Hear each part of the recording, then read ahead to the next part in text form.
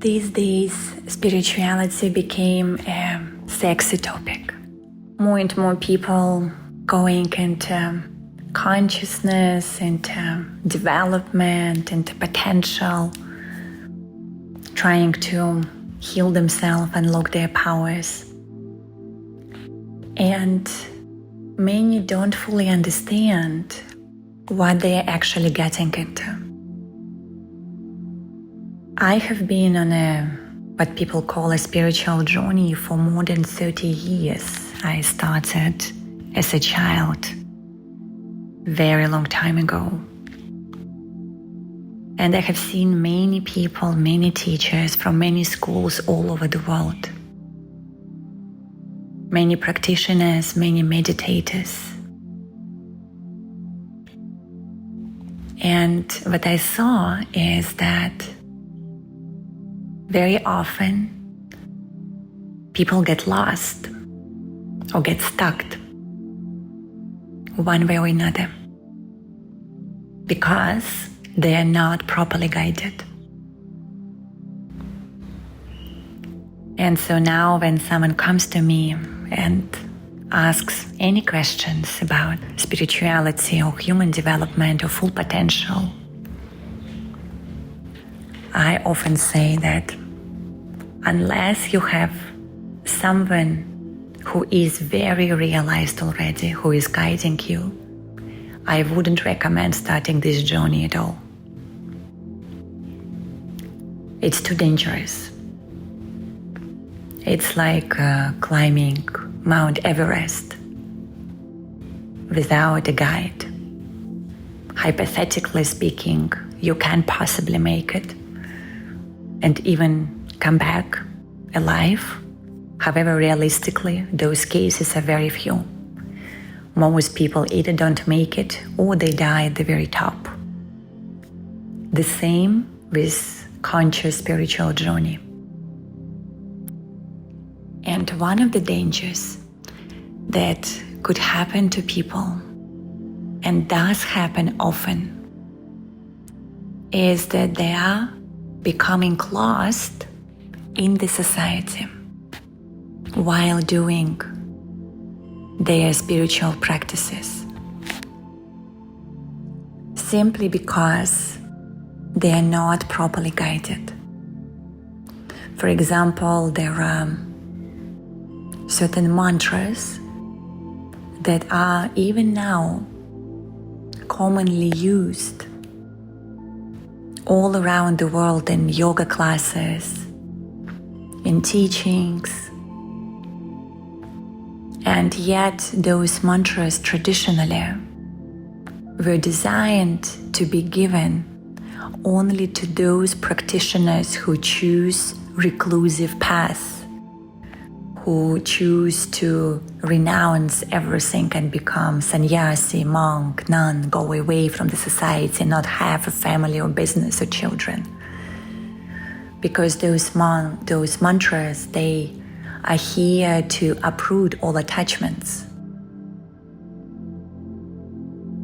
And if we are using that in our everyday life, which often people do because they don't really know where mantras come from and which mantras are for practitioners and which mantras are for householders, for example,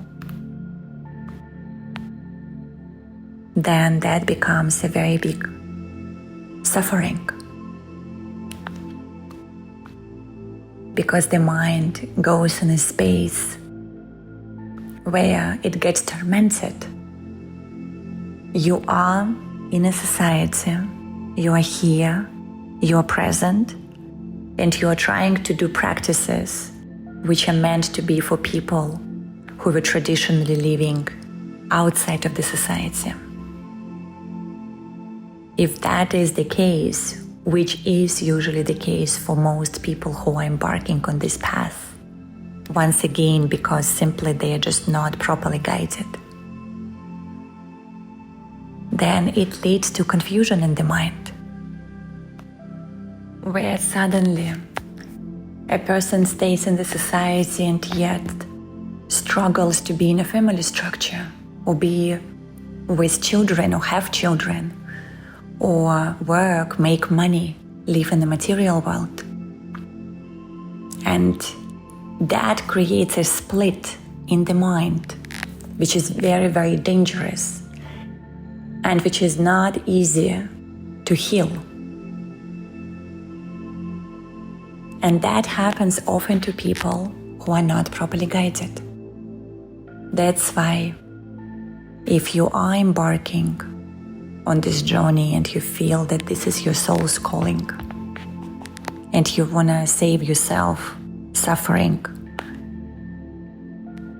or just being lost and stuck somewhere, it's important that you do this with the right teacher, with the right facilitator, with the right guide. Someone who knows what he or she is doing, who has been around, who have went through the journey and can help you. And yes, I know these days there is also a conversation whether a person needs teacher at all. Many think that they don't, that a human being can guide him or herself. In reality, once again, it is just like climbing Mount Everest. It is very difficult to do because mind is a sophisticated instrument. And it could trick a person very easily into thinking that you are going in the right way, that you are doing the right practice, that you are becoming more expanded, maybe even that you are becoming very enlightened. While in reality, none of that might be happening, and all what you're experiencing is ego hijacking your spiritual evolution. And that happened to so many people, including many famous people that we know about that are still alive. Many not so famous people,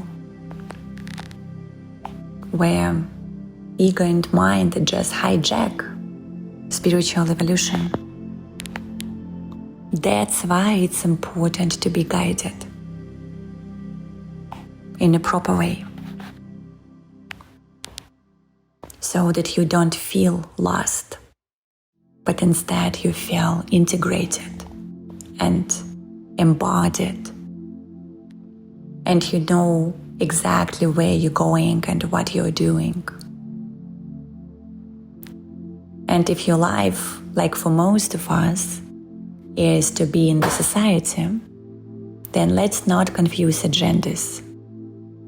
There are certain practices for sannyasis, for monks, for yogis, for nuns, for yoginis. And there are other practices for people in the society. And it doesn't mean that one is better than the other. You can absolutely become fully liberated while staying in the family, doing business, making money, raising children, contributing to the world. It is just a question which path you choose, what practices you do, who is your teacher, who you would like to be your teacher. And only you would know what is good for you here. So you have to learn how to listen to your inner voice. And that's one of the reasons why we do meditation, to help to listen to the inner voice, to help a person to understand what is true for you. And only you would know. Thank you for showing up here for yourself. And I would just invite you to stay a few minutes in silence right now, listening to your inner voice.